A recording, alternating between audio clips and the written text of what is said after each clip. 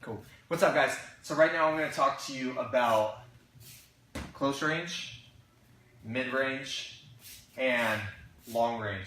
So in terms of sparring, what does this mean? So when I'm thinking of close range, that's really close attacks here.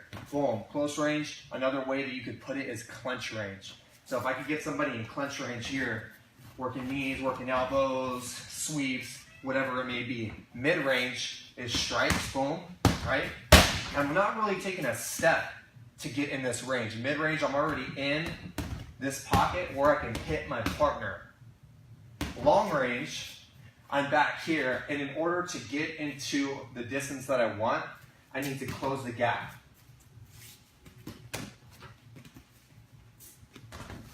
Meaning, I need to take a step in or a big slide in, a big power move to close the distance. So we got long range here, mid-range, close range. When you're thinking about striking, you should be working all three of these ranges thoroughly in your sparring sessions. So how are you getting into your close range? How are you working your clenches, right? Here, setting this up, boom. Setting up shots in mid-range, and then long range, right? How are you taking up this space? Long range is another meaning for not getting hit, right? Staying outside of the pocket unless somebody takes a big hop in. Let's talk about this. When I'm in long range, I'll typically switch my stance to more of a Taekwondo foundation here, meaning I have bent knees, I'm very much bladed, and I could come in and use a big power move if I wanted to. I'm showing off right now. So, I'm in a Taekwondo stance. Maybe I switch, and I'm coming in, boom, to cover that distance. What's the downfall of a Taekwondo stance? Well, if you're bladed here, and somebody gives you a tie kick, there's not a whole lot you can do from that. You're just going to eat those shots.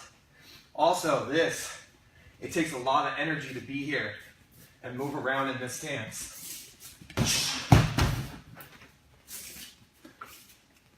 It takes a lot of energy, a lot of cardio. So, the reason why you have this stance, a squared up stance, right, in more of Muay Thai terms, hips squared, toes facing your target, is because you have things like knees, things like elbows, you have the clench, and most of all, you have the teep. The teep is very much buried deep into the foundation of Muay Thai. The most important strikes, from my point of view, is going to be the jab and the teep.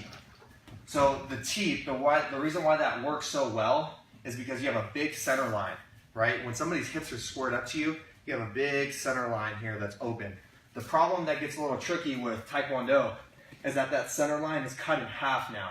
You're taking your body and you're blading your hips as much as you can. Boom. Here. Right? Let's just say that we have two people that are squared up right here, and we're working in this mid-range section. The jab and the front kick, the teep, are going to be two of your most important tools that you ever use. If you establish the jab and the teep,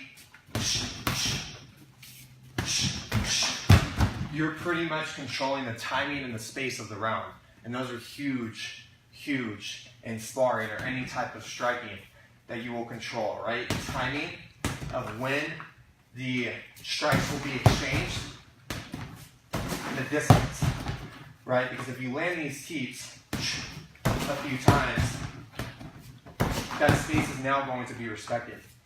A good fighter to watch, if you want to take a closer look at this Taekwondo stance, is Raymond Daniels. He fights in, I believe it's Glory. He has a few fights in Glory, and he moves, he's awesome.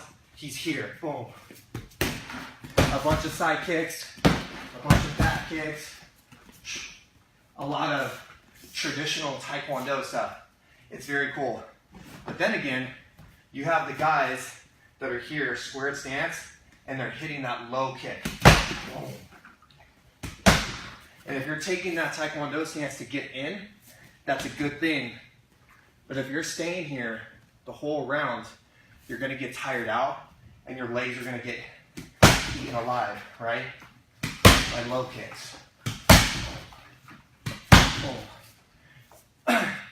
With that being said, somebody who's more long and lengthy and they're staying here, a very good attribute to a spar to counter that is your heart, right? Taking shots, coming forward, and your strength. So you're moving forward here, and let's say they land a few kicks, but you press forward, and you pretty much walk them down, and you could drown these type of fighters in close ranges or mid-range, right?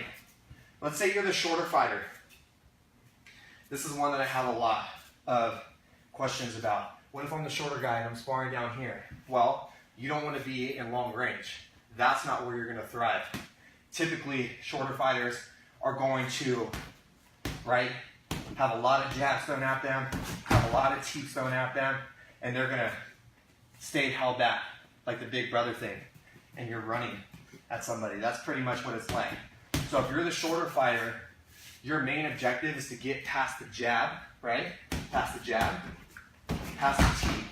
If you can get in nice and close, that's solid, or even mid-range, that's solid too. But the thing that you don't want to do is stay out of the pocket, because this is going to happen every time, and you're going to get eaten up. I don't know if that's a word. From the outside shots. They're going to eat you alive. So get in mid-range, attack the body, low kicks, right? Or work that clinch in. Boom, boom. Even if it's only for 1 or 2 exchanges, I don't think that you should get stubborn about the clinch and hold on super tight, right? Get in mid-range, boom, clinch. Maybe you work some knees in there, you work out of the clinch, and then you get back to that mid-range, or even if you end up in long range, you're working to get in. Every single time that I'm in a long range situation, I'm entering in with something. I'm not doing this. I'm coming in with some type of setup, whether it's a tie hop, whether it's boom, a side kick, whether it's a boom, step through back kick, no matter what it is. Boom, knee, you could be hand fighting, boom, hand fighting, coming in. I'm doing something to disengage that power that my opponent might have as I'm coming in. Another thing you could do that I like doing, setting up angles here.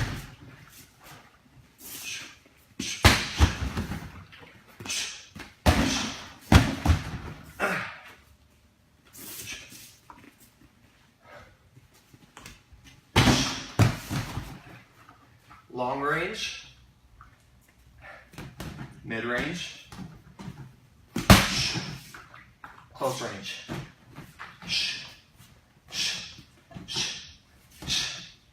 Hope that helps, guys.